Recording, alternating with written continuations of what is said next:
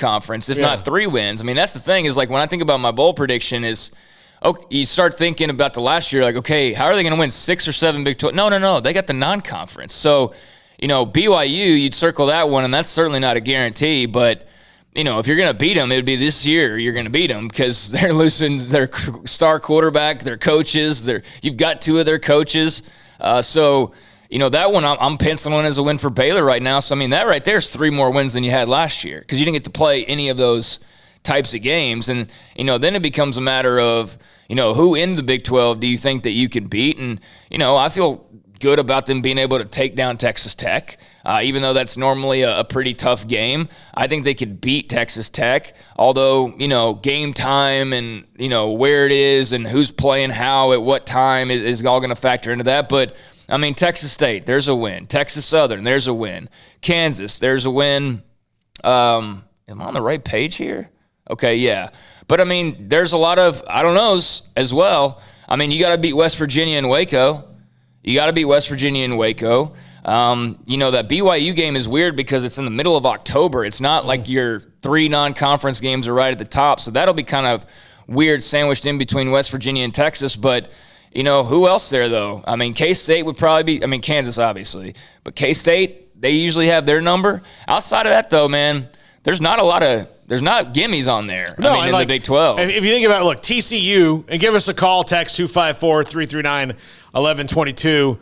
But TCU, to me, is the hardest team to pin down every year. They're going to be good this year. I think they're going to be good. They're going to be better than Baylor on paper. Yeah. But I still don't know who their quarterback's going to be, And I'm not sure where they are with that right now. I mean, they've got options, though. I mean, they got Chandler Morris, who's been cleared, and Duggan, and I mean, so they're better positioned now than they have been probably for a while at quarterback.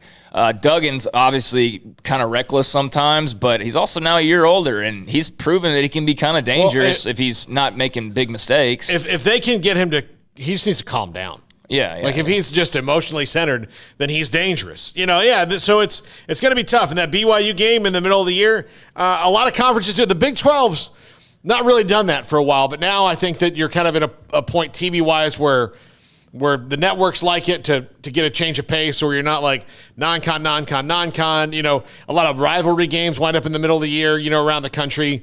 Sometimes it's sometimes at the end. So, I don't know. But they're right there. They're right there with Iowa State, who's a really good team last year. They're right there with them. Had Brock Purdy all crossed up. Yeah. Absolutely all crossed up. So, there's reason to think that that 6-6 is not outside the realm of possibility, and that 7 wins is not either. Because again, you're going to start out 3-0. If they play their non-conference last year, they're like 5-7. Mm-hmm. 5-7. So I mean, if I think they're going bowling, they can't win one more game and look better than they did last year when they looked pretty awful, quite frankly, outside of their defense. I mean, special teams weren't even that good last year. If you really think about it, Ebner won Big 12 Special Teams Player of the Year. He was very good, but he was one element of like 10 elements, and not much else stood out from that area, quite frankly, last year. I mean, it just last year alone, you play your non-conference, you'd be 5-7. So I think projecting them to win 6 or win 7 games is not crazy at all. But I think a lot of people will be scared to do that because you look at last year like, oh God, they were 2-7.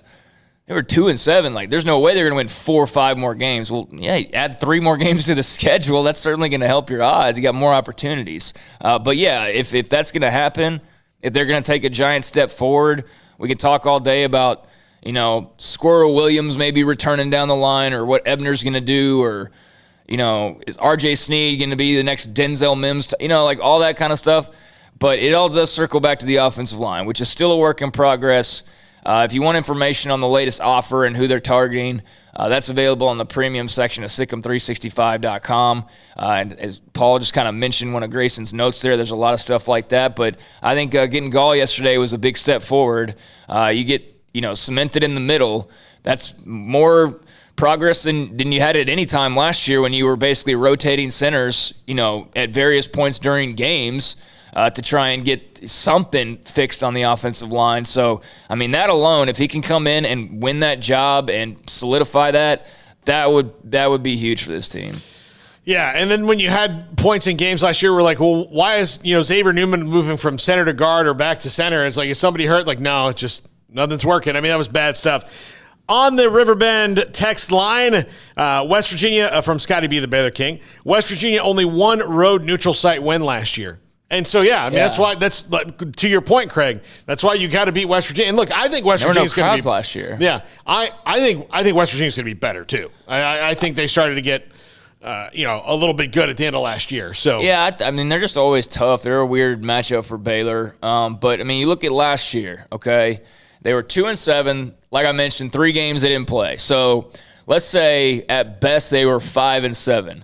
Now look at some of the games like 27-21 double overtime loss to West Virginia in Morgantown, right? That was one of their losses last year. A 6-point double overtime loss on the road in Morgantown.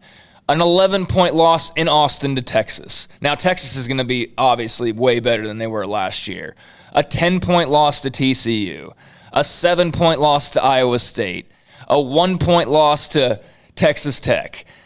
You know what I'm saying? Like, and now granted, you look at their wins, and those weren't by large margins. A 1-point win over K-State, things like that. But it just goes to show you, like, they were not like 2-7 bad. They were like probably more along a 4 or 5 win type of a team last year. So again, that's just reinforcing why I believe that they're going to take a big step forward this year. Yeah, 254-339-1122. I think even the Oklahoma game, 13 points. I mean, the only game they really just got their heads kicked in was Oklahoma State, and we know that at that point they were just like, let's end the season. Well, they barely had anybody available. Yeah. I mean, they were on fumes at that point. And we're not even taking into account like who was playing during these games, and so that goes to the other side too. But like, it's not like they were just an awful football team last year with no hope. They could very well have won 4 or 5 games, and very well could have won less than 2. That would have been hard to do, but